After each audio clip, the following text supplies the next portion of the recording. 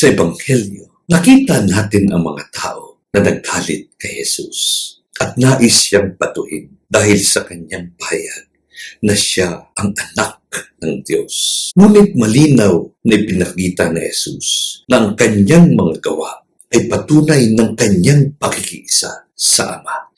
Kahit sa gitna ng pagtutoy, nanatili siyang tapat sa misyon ng kaligtasan. Paalala sa atin na kung tayo ay naniniwala kay Kristo, hindi tayo dapat matakot sa pagsubok o pagtutoy ng mundo.